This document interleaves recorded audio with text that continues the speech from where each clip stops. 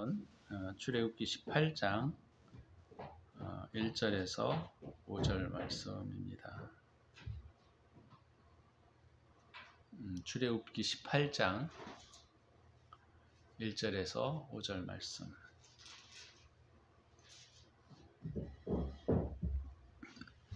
제가 봉독해 드리겠습니다. 모세의 장인이며 미디안 제사장인 이드로가 하나님이 모세에게와 자기 백성 이스라엘에게 하신 일 곧 여호와께서 이스라엘 애굽에서 인도하여 내신 모든 일을 들으니라. 모세의 장인 이드로가 모세가 돌려보냈던 그의 아내 십보라와 그의 두 아들을 데리고 왔으니 그 하나의 이름은 게르솜이라. 이는 모세가 이르기를 내가 이방에서 나그네가 되었다 하며 하나의 이름은 엘리에셀이라. 이는 내 아버지의 하나님이 나를 도우사 바로의 칼에서 구원하셨다 함이더라. 모세의 장인 이드로가 모세의 아들들과 그의 아내와 더불어 광야에 들어와 모세에게 이르니 곧 모세가 하나님의 산에 진친 곳이라. 아멘. 오늘 본문 출애굽기 18장 1절에서 5절 말씀을 중심으로 우리가 선한 행위라고 하는 제목으로 말씀을 함께 나누고자 합니다. 본문의 배경은 출애굽기 이집트를 나와서 홍해바다를 지나고 또 우리가 잘 알고 있는 것처럼 또 마라의 쓴물 사건과 엘림에서의 쉼, 그 다음에 르비딤에서의 반석에서의 물이 나오는 사건, 그 다음에 또 만나와 메추라기 사건, 이런 여러 가지 과정을 겪고 난 다음에 아직 그들이 하나님의 십계명을 받지 않은 상태에 있는 그런 상황이었습니다. 또 우리가 17장 마지막 부분에 아말렉과의 전쟁을 치르게 되는 것을 우리가 알 수 있죠. 그리고 18장이 바로 이제 이드로가 모세를 방문하는 사건인데, 이런 일련들의 사건과 그 다음에 출애굽기 19장은 되게 중요한 장인데 이 장이 중간에 딱 끼어 있어요. 근데 이게 사실 우리가 오늘 이 사건을 보게 되면 뭐 그다지 중요한 사건은 아닌 것으로 보여집니다. 모세가 이제 있는데 그 모세의 장인이었던, 그러니까 십보라의 아버지였던 미디안의 제사장이었죠. 이드로라는 사람이 그의 딸과 그 다음에 손자들 둘을 데리고 모세에게 온 그런 사건이죠. 우리가 본문의 내용을 우리가 보기 전에 출애굽기 4장에 보시면 십보라와 아들이 모세를 따라가면서 할례에 대한 이야기들이 나오는 것을 우리가 볼 수가 있습니다. 그리고 난 다음에 이 십보라의 이야기와 아들의 이야기는 전혀 나타나지 않다가 오늘 18장에 갑자기 등장하게 되고, 그 다음에 아마 18장은 19장을 위한 준비의 과정이 아니었을까, 이렇게 우리가 볼 수 있는 것이죠. 이것이 신학적인 의미로서 어떤 중요한 의미를 가지고 있는 것도 아니고, 모세의 장인 이드로가 왔던 사건이 그렇게 그다지 크게 특별한 일이 아닌 것 같은데, 하나님께서는 이 말씀들을 여기에다가 기록을 해놨다라고 하는 것이죠.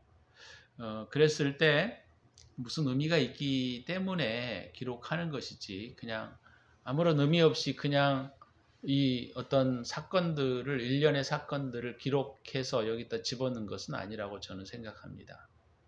그렇지 않아요? 그죠? 분명하죠. 이건 명확한 것입니다. 그렇기 때문에 이 모세를 이드로라고 하는 이 장인이 방문한 사건들은 어떤 영적 의미가 있기 때문에 그렇다라고 하는 것이죠. 그래서 우리가 이 성경 전체를 흐르고 있는 하나님의 성품이 무엇이냐, 이 부분에 대한 올바른 이해가 되지 않으면 우리의 어떤 전체적인 이야기들이 틀어질 수 있기 때문에 그 하나님에 대한 그 본질이 무엇이냐, 이 부분에 대한 이해가 일단 있어야 한다라고 하는 것이죠. 그 성경 전체에 흐르고 있는 하나님의 본질이라고 할 때 우리는 크게 두 가지로 볼 수가 있습니다. 이 하나님의 본질에 대한 구체적인 이해가 없으면 우리는 항상 겉돌게 되거나 아니면 이 성경을 엉뚱한 것으로 이해하고 잘못 오해할 수 있는 소지가 있기 때문에 그 하나님의 이 성품에 대한 이해가 근본적으로 이해가 되어져야 하는 것이죠. 그래서 이 하나님에 대한 성품에 대한 이해들을 우리가 명확하게 하지 않으면 엉뚱한 데에 가서 우리가 이 말씀을 오해할 수 있는 그런 위험성이 있다라고 하는 것이죠. 그래서 하나님이 물론 여러 가지 다양한 것들이 있지만 하나님의 근본적인 그 본질은 딱 두 가지입니다. 그것이 하나가 바로 뭐냐면 사랑이라는 거예요. 요한 1서에도 하나님은 사랑이시라 그랬잖아요. 또 우리가 잘 알고 있는 것처럼 사랑이라고 하는 것은 많은 사람들이 보편적으로 이해하고 있고 다 알고 있는 내용이에요. 하나님은 사랑이 많으신 분이시다. 그러니까 하나님은 사랑이 많으신 분이시다가 아니에요. 다시 말하면 하나님이 어떤 본질로부터 나타나는 사랑이라고 하는 개념이 하나님의 본질로부터 흘러나오는 어떤 성향이 아니고 하나님 그분 자체가 사랑이라는 거예요.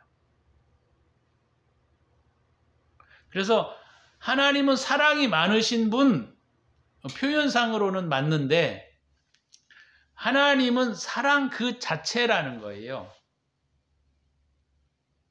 그래서 많은 사람들이 천국에 올라가서 천국의 성향들을 이렇게 느끼게 될 때 그들은 뭐라고 얘기를 하냐면 온 천국이 사랑으로 가득 찼다 이렇게 말하고 있는 것을 우리가 많이 들을 수가 있습니다. 그것은 바로 뭐냐면 하나님이라고 하는 분은 사랑 자체라는 거예요. 그러니까 사랑에서 파생된 하나님의 본질에서 파생된 어떤 것, 사랑이 아니고 하나님 그분은 사랑 자체라고 하는 거예요. 이것에 대한 이해가 우선 되어져야 하는 것입니다. 그래서 하나님은 사랑이 많으신 분이시다라고 표현하는 것이 완전히 틀리지는 않는 것 같은데 하나님에 대한 이해에 대하여 정확하게 설명하고 있는 것은 아니다라는 거예요. 다시 말하면 하나님은 그분은 사랑이신 것이지 사랑이 많으신 분이 아니라는 거예요. 그 부분이 우리가 첫 번째로 이해를 해야 할 가장 중요한 일입니다. 우리가 성경에 보게 되면 많은 교리들이 여기에서 성경을 통해서 파생되어져 나오는데 그 교리들은 사랑이라고 하는 본질을 잃어버리게 되면 아무것도 아닌 것이 되어집니다. 왜냐하면 하나님의 사랑으로부터 또 한 가지 하나님의 가장 중요한 그분의 성품의 하나가 또 파생되어져 나오는데 사랑으로부터 흘러나오는 것들이 바로 뭐냐면 진리예요. 진리.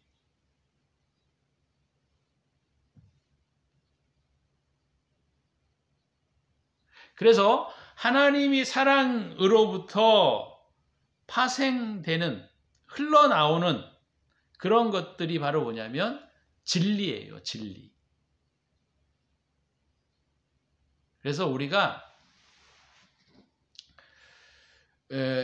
이 진리라고 하는 개념은 다른 표현으로 말하자면 우리가 말로 표현하기가 좀 쉽지는 않지만 어찌됐건 사랑이라고 하는 그 자체로부터 이렇게 나오는 것이 진리라고 하는 것입니다.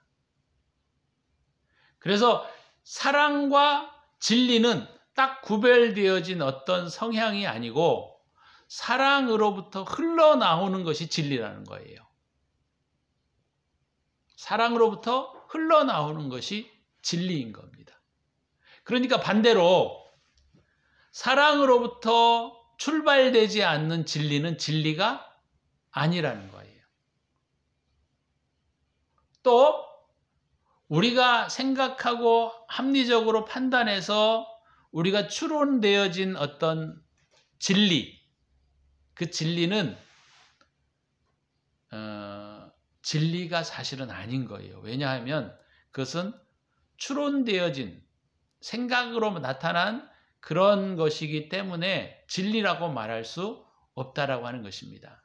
우리 기독교가 왜 이런 방향까지 여기까지 흘러올 수밖에 없었는고 하니 이 사랑이라고 하는 본질과 진리에 대한 이 연합이 이 부분에 대한 오해들이 있었기 때문에 우리가 기독교가 여기까지 이렇게 잘못되어져 오는 그런 현상들이 나타난 것이에요. 이거를 여러분들이 깊이 있게 들으셔야 합니다. 왜냐하면 이게 되게 중요한 부분이에요. 성경 전체를 우리가 딱 한마디로 딱 표현하자면 사랑인 거예요. 그래서 예수님께서도 뭐라고 말씀을 하셨느냐면 구약의 모든 강령, 구약의 모든 율법, 구약의 모든 계명, 이 모든 것들은 사실 하나님을 사랑하는 것과 이웃을 사랑하는 것에 다 집약되어 있다라고 하는 것입니다. 그래서 하나님을 사랑하고 이웃을 사랑하는 사람이라고 한다고 하면 그는 진리 안에 있는 것이고, 반대로 하나님을 사랑하는 것이 아니고 이웃을 사랑하는 것이 아니면 그는 진리 밖에 있다, 이렇게 말할 수밖에 없는 거예요. 그래서 우리는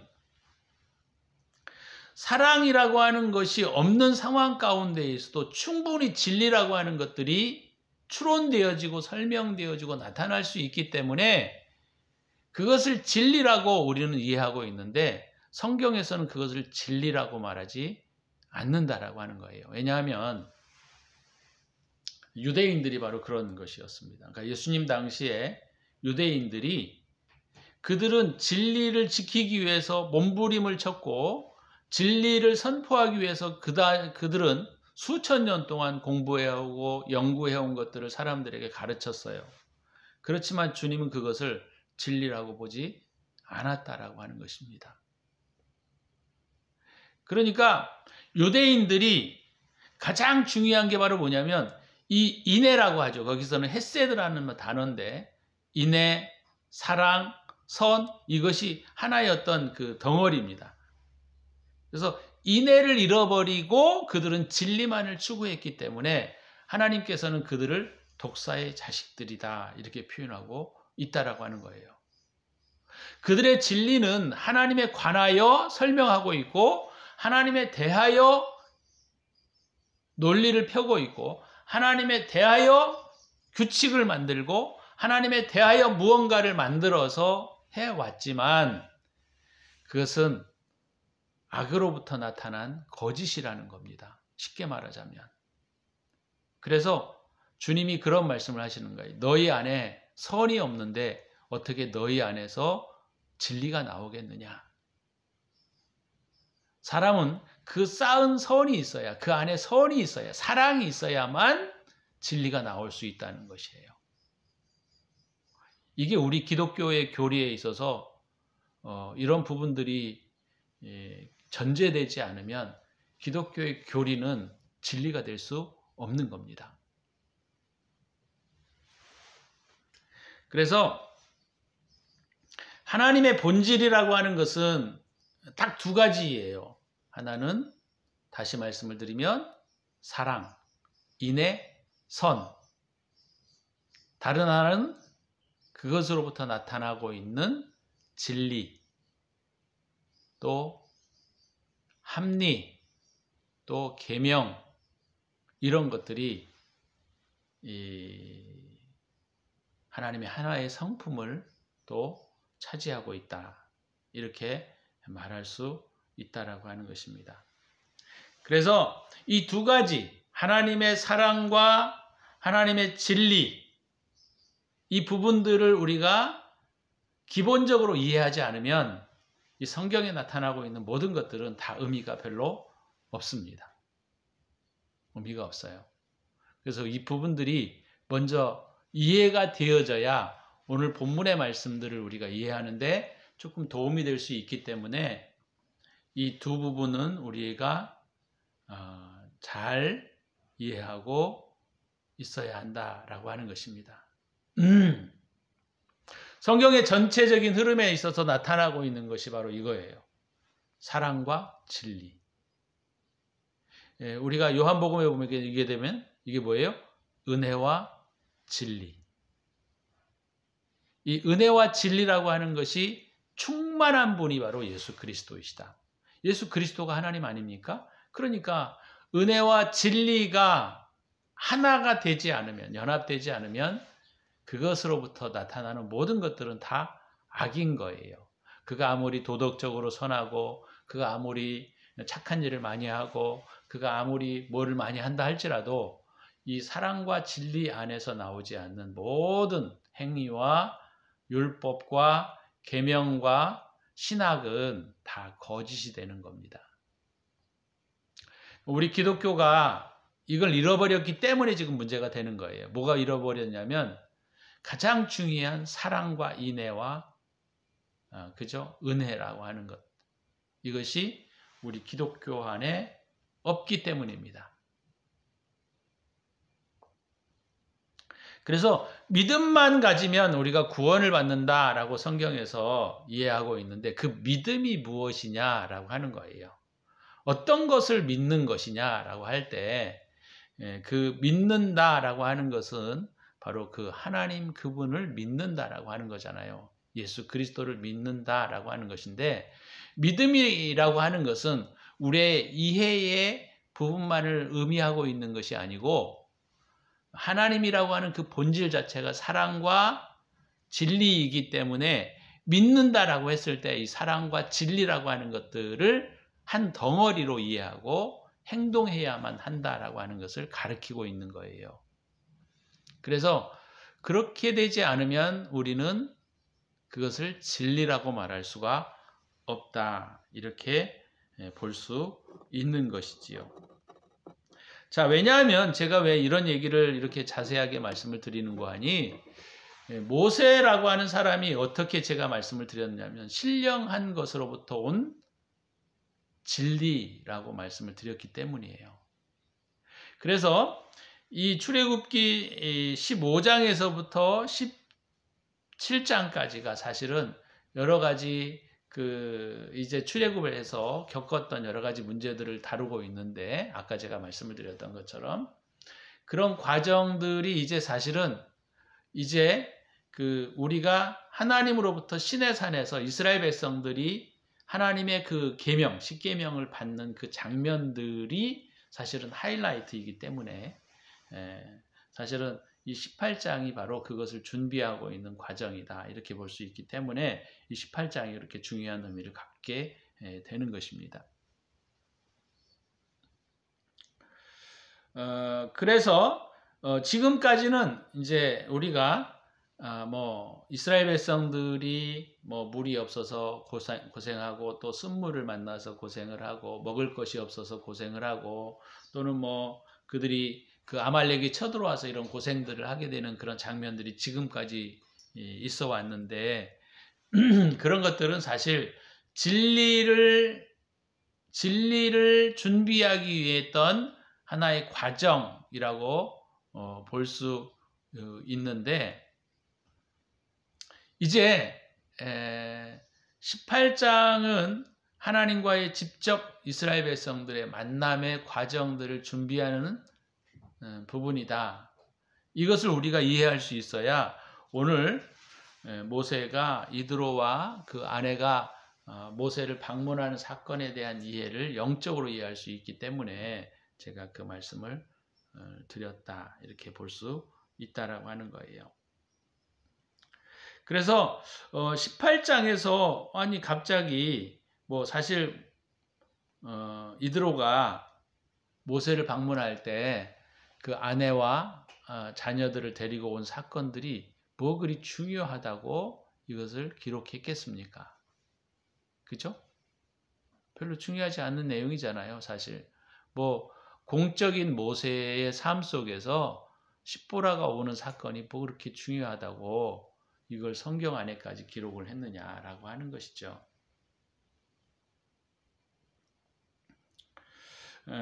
그러나 이것이 이 영적인 측면에서는 굉장히 중요한 사건입니다. 이드로가 온 사건이 중요한 게 아니고 십보라가 온 사건이 중요한 거예요. 왜냐하면 모세가 상징하고 있는 것이 뭐라 그랬습니까? 하나님으로부터 온 진리, 신성한 진리를 상징하고 있다 그랬어요. 그죠? 근데 좀 전에 제가 설명을 드렸던 것처럼 신성한 진리는 무엇 안에 있어야 되느냐면 신성한 사랑 안에 있어야만 그 진리는 완성이 되는 거예요. 그래서 그러면 모세가 상징하고 있는 것이 신성한 진리인데 그럼 십보라가 오는 사건은 무엇과 이런 관계를 가지고 있느냐면 바로 신성한 사랑을 의미하고 있습니다. 신성한 사랑. 그러니까 신성한 사랑이라고 하는 것이 누구로부터 왔느냐? 이드로부터 왔다는 거예요. 그러니까 이드로가 의미하고 있는 것은 실상은 하나님으로부터 온 사랑. 다른 표현으로 말하면 하나님으로부터 오는 선이라고 하는 거예요. 선.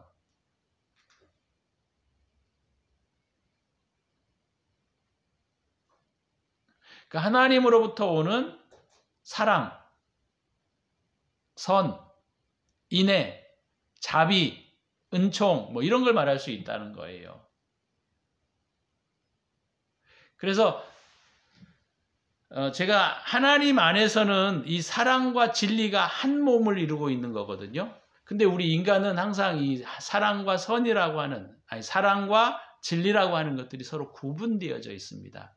왜냐하면 진리라고 하는 것은 우리의 이해에 관련되어 있는 것이고, 그죠? 진리라고 하는 것은 우리의 어떤 이성과 합리로서 터득하고 파악하고 하는 것을 우리가 진리라고 말할 수 있잖아요. 그러니까 우리의 이해와 관련되어 있는 것이 바로 진리예요. 그러니까 사랑과 관련되어 있는 것은 선입니다. 선. 그러니까 모세 혼자서만 존재하면 그것은 실상은 뭐가 될 수가 없다? 진리가 될 수 없고 선이 될 수가 없다라고 하는 겁니다.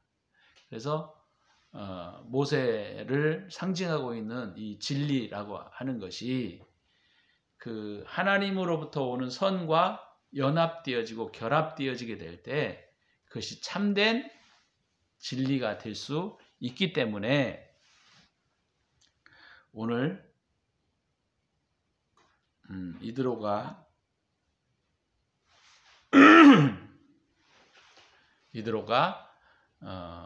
그 십보라를 데리고 오는 사건들을 의미하고 있는 거예요. 그래서 호세아서 4장 1절을 우리가 한번 좀 찾아보면 좋을 것 같아요.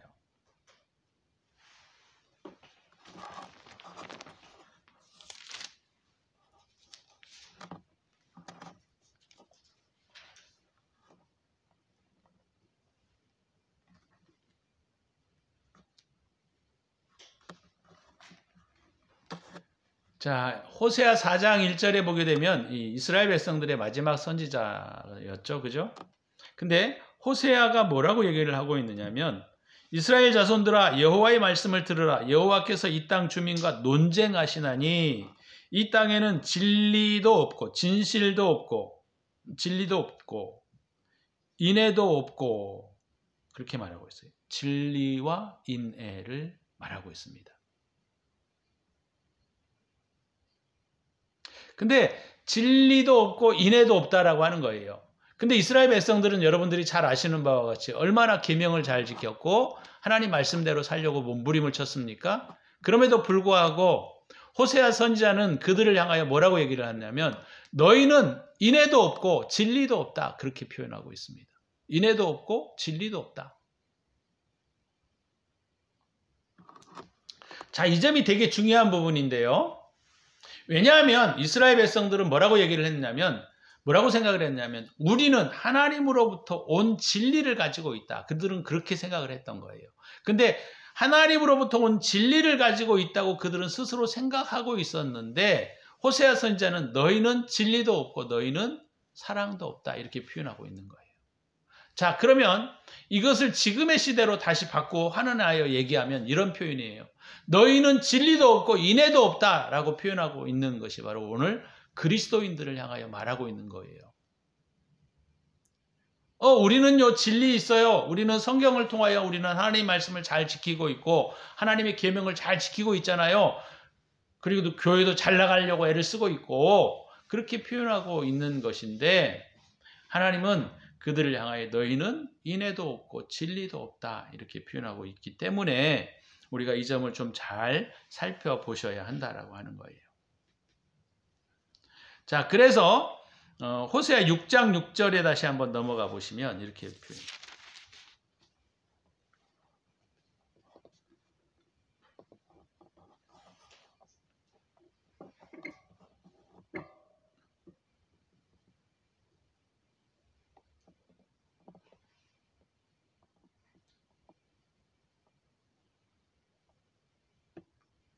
호세아서 6장 6절에 보시면 나는 인애를 원하고 여기 인애는 헤세드라는 단어인데 이 헤서드라고 하는 단어는 자비, 사랑, 은혜, 인애 이렇게 번역되는 말입니다.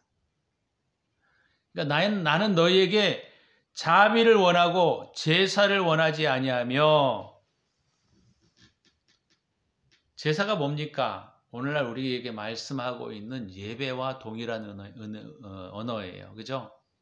그러니까 하나님께서 뭐라고 얘기를 하냐면 나는 너희에게 예배를 원하는 것이 아니다 라고 하는 거예요. 물론 우리가 예배를 드리는 것이 잘못된 것은 아니에요. 그러나 우리가 어떤 것이 없이 사랑이 없이 하나님은 그거예요. 너희가 나에게 많은 제사를 드리고 예배를 드리고 있지만 나는 너희들에게 그걸 바라고 있는 것이 아니다 라고 하는 거예요. 그건 무엇을 말하고 있냐면 나는 너희에게 사랑을 원한다.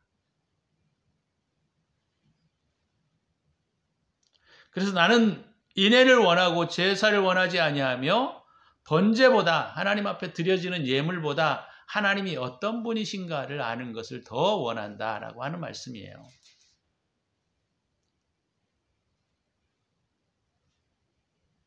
이것이 우리가 깊이 살펴야 할 되게 중요한 부분입니다.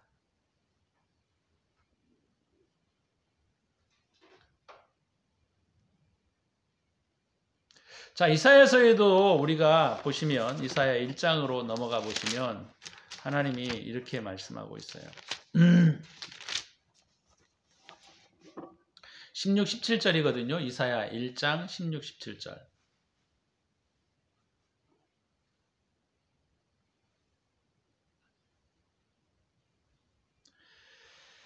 우리가 잘 알고 있는 것처럼 이사야 선지자는 예루살렘에 대하여 본 계시라 이렇게 1장 1절에 말하고 있잖아요.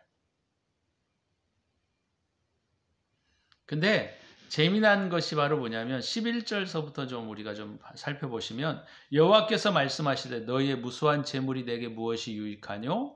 나는 숫 양의 번제와 살찜 짐승의 기름에 배불렀고 나는 숫송아지나 어린 양이나 숫 염소의 피를 기뻐하지 아니하노라. 그러니까 이 당시에도 수도 없이 예배가 드려지고 있었고 예루살렘에서 번제가 하나님 앞에 드려지고 있었다라고 하는 거예요. 그런데 하나님은 그것을 기뻐하시지 않는다라고 하는 것입니다. 왜 그럴까요? 인애를 잃어버렸기 때문이에요. 자비를 잃어버렸기 때문입니다. 이게 많은 그리스도인들이 자꾸 이걸 어떻게 해석하냐면 우상숭배 때문이다. 그렇게 표현하고 있는데 그렇지 않아요, 여러분. 우상숭배의 문제가 아니에요. 여기서 말하고 있는 이야기가. 그러니까 우상숭배가 문제가 아니라 그들이 사랑을 잃어버렸다라고 하는 것 때문인 거예요. 인애를 잃어버렸기 때문인 거예요, 여러분.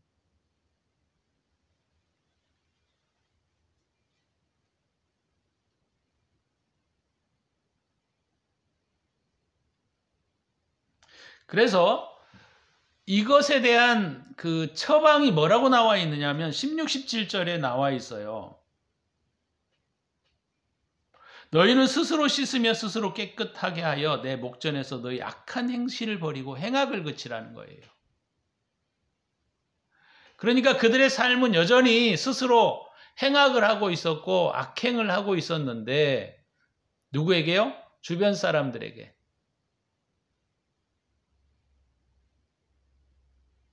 근데 그들은 하나님께 예배는 잘 드리고 있었다라고 하는 것이죠. 예물도 잘 드리고 있었고 쉽게 말하자면. 근데 하나님이 뭐라고 얘기를 하시냐면 야, 니네 예배 드리러 오려고 하시지 말고 악행을 버려. 사람을 좀 사랑해봐라. 그런 말 아닙니까, 여러분?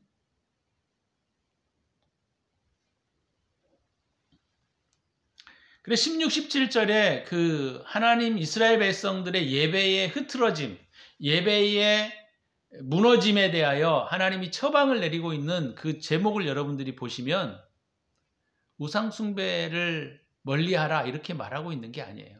우상에서 돌아오라 이렇게 말하고 있는 게 아니란 말이에요. 예배를 좀 더 잘 드려라 이렇게 말하고 있는 게 아닙니다. 헌금을 좀 많이 드려라 이렇게 말하고 있는 게 아니에요, 여러분.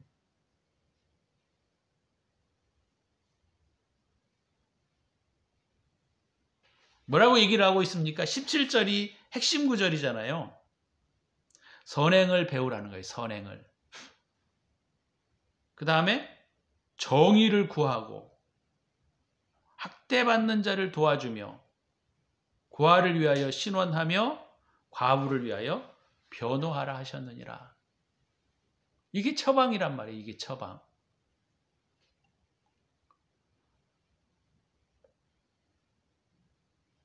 그러니까 이 이사야서에서 하나님께서 말씀하시고 있는 이 핵심은 종교적인 문제가 아니고 우리가 이해하는 종교적인 문제가 아니에요. 종교적인 문제가 아니고 성품의 문제인 거예요. 다시 표현하면 사랑의 문제라고 하는 겁니다.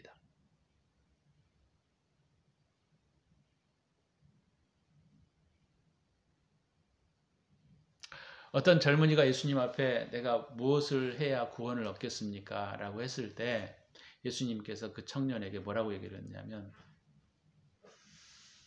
네가 구약의 율법과 선지자의 계명들을 잘 지켰느냐?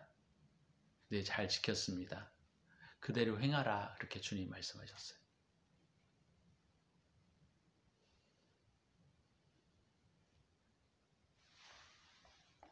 그래서 우리가 이런 내용들을 우리가 살펴보게 되면 이 문제를 종교적인 문제로 접근하시면 안 됩니다. 여러분. 우리가 기독교가 이걸 자꾸 종교적인 문제로 접근해서 문제가 일어나는 거예요. 아, 우리가 예배를 좀 더 잘 드려야 되나? 아니면 우리가 우상 숭배에서 다시 돌이켜야 되나? 이런 문제로 여러분 접근하시면 이 문제에 대한 정확한 이해가 되어지지 않는 겁니다. 기독교가 사실은 사람들로부터 짓밟히게 되는 가장 중요한 이유는 뭡니까? 그리스도인인데 그들이 기대하는 것처럼 사랑과 인애가 그들에게 없다라고 하는 거예요. 그러니까 그들이 봐도 기독교인이라고 하는 모습이 보여지지 않는다라고 하는 것이죠. 똑같은 거예요, 하나님께서도. 그래서 여기 보시면 선행을 배우고 정의를 구하고 선행을 배우고 정의를 구하고 이게 사랑과 진리거든요. 사랑과 진리. 사랑과 진리를 행하라는 것이죠. 이게.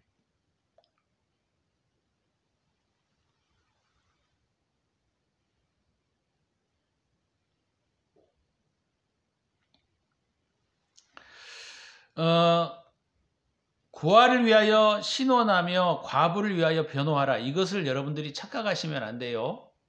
왜냐하면 약한 자를 무조건 도와야 한다는 것이 하나님의 뜻이 아닙니다. 그죠? 우리가 신명기에 보게 되면 하나님께서 뭐라고 얘기를 했냐면 과부라고 하더라도 그들을 두둔하지 말고 고아라고 하더라도 그들을 잘못 판단하지 말라. 그렇게 말하고 있어요. 아모스서에서는 정의를 강같이 하수와 같이 흘릴지라 이렇게 말씀하십니다. 그러니까 이걸 또 오해해가지고 너무 또 이쪽으로 치우쳐가지고 말이죠. 아, 과부와 고아는 무조건 도와줘야 돼. 그들이 잘못해도 그들을 변호하고 두둔해줘야지. 이런 생각을 가질 수 있는데 성경에서 말하고 있는 그것은 그런 의미가 아니라는 거예요.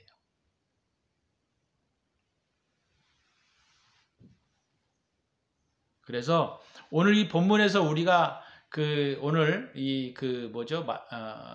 출애굽기 18장에서 의미하고 있는 이 중요한 이야기가 바로 그거예요.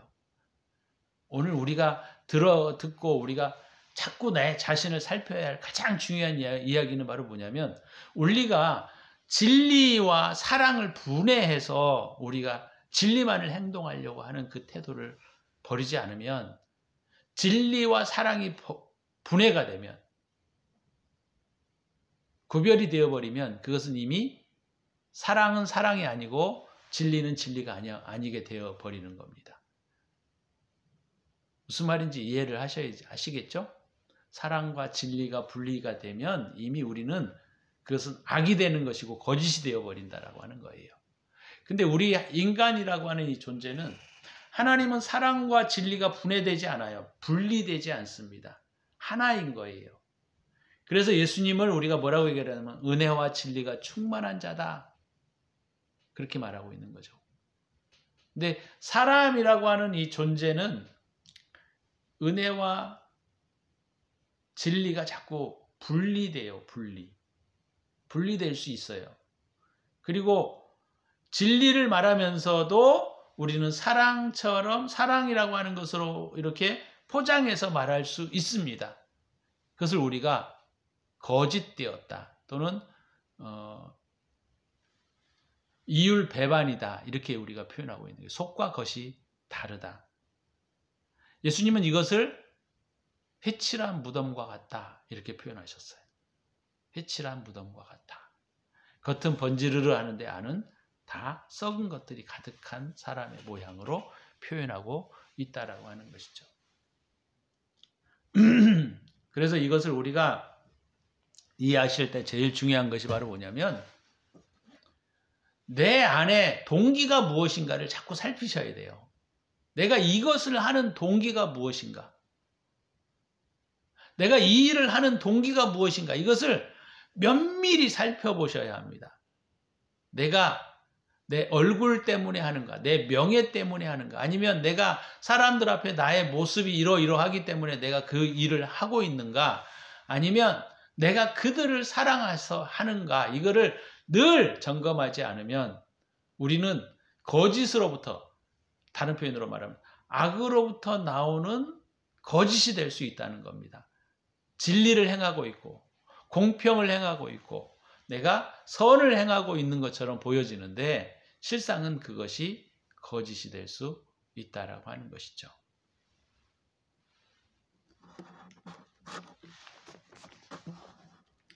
이것을 성경은 여러 방면에서 우리에게 가르쳐주고 있고 그런 예들을 우리에게 설명해주고 있다라고 하는 것입니다. 마태복음 9장 13절에서도 우리가 다시 좀 한 번 더 살펴보시면 마태복음 9장에서도 그 표현을 하고 있어요. 예수님께서.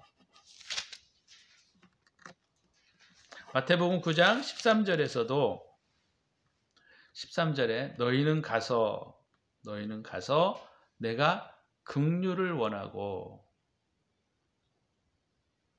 제사를 원하지 아니하노라 하신 뜻이 무엇인지를 배우라. 여기서 긍휼은 헤세드라는 단어인데 은혜라는 말이죠. 사랑 이런 표현입니다.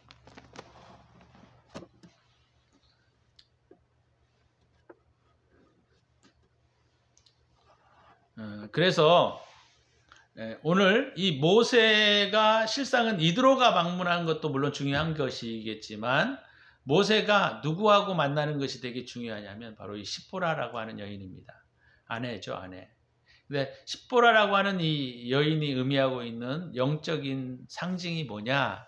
그것은 하나님으로부터 오는 사랑, 선, 이것을 의미하고 있습니다. 그러니까 하나님으로부터 오는 선이 이 모세를 상징하고 있는 하나님으로부터 오는 진리가 서로 연합되어지게 될 때 하나님의 면전 앞에 서게 되고 하나님과 연합되어지는 그런 일들이 출애굽기 19장에서 일어나게 된다라고 하는 것을 우리에게 가르쳐주고 있는 겁니다. 이게 중요한 내용이에요. 그래서 오늘 우리가 이 본문을 통해서 배워야 할 가장 중요한 것은 바로 뭐냐면 선한 행위가 내게 있는가예요. 선한 행위가. 그래서 선한 행위는 반드시 우리의 삶 가운데 우리의 동기를 살피셔야 합니다. 내가 무엇 때문에 이 일을 하고 있는가? 내가 무엇 때문에 이 일을 하고 있는가? 이게 점검되지 않으면 우리는 공평하게 살고 정의를 행하고 의의를 행하고 산다고 하지만 하나님은 그것을 의의라고 보지 아니하고 악이라고 보는 데 있다라고 하는 것입니다. 그래서 저와 여러분들이 동기를 늘 살피셔서 우리의 선한 행위가 진리라고 하는 이 행위가 하나님의 사랑 가운데 행해지는 그런 축복의 삶이 되어지시기를 예수의 이름으로 축복합니다. 우리가 이 시간 기도할 때 하나님, 내 삶이 사랑이라고 하는 동기에서 비롯된 것인지 아니면 내 자아를 사랑하고 있는 동기에서 비롯되는 것인지를 우리가 잘 파악할 수 있게 해 주시옵소서. 그 다음에 우리가 이런 사랑 안에서 내 안에 흘러나오는 이 사랑 안에서 행해지는 그런 진리가 되게 하옵소서. 이렇게 우리가 좀 같이 두 가지를 놓고 기도했으면 좋겠어요.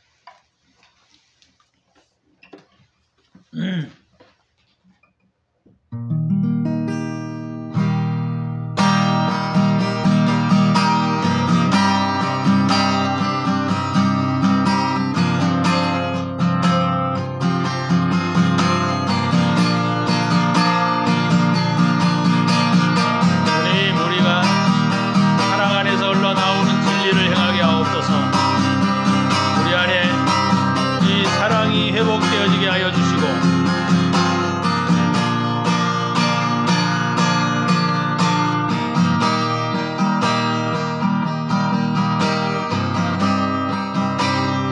우리가 진리 안에 들어갈 수 있게 하여 주시옵소서.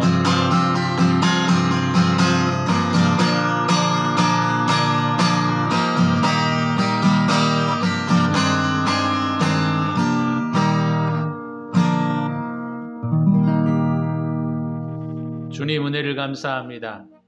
우리의 선한 행위, 우리의 삶의 동기 이것들을 분명하게 파악하게 하셔서 우리가 위선된 자들이 되는 것이 아니라 하나님의 사람으로 살아갈 수 있도록 은혜를 베풀어 주시옵소서. 선한 자가 되기를 원합니다. 선한 진리의 삶이 사라지기를 원합니다. 주님, 우리가 그러한 삶을 살아갈 수 있도록 은총을 베풀어 주시옵소서. 이제는 우리 구주 예수 그리스도의 은혜와 독생자를 아낌없이 우리를 위하여 내어주신 하나님의 사랑하심과 성령의 감화감동, 역사, 인도하심이 오늘도 선한 행실을 가지고 살아가기로 다짐하는 당신의 사랑하는 백성들 머리머리 위에 이제로부터 영원토록 함께 있을지어다. 아멘.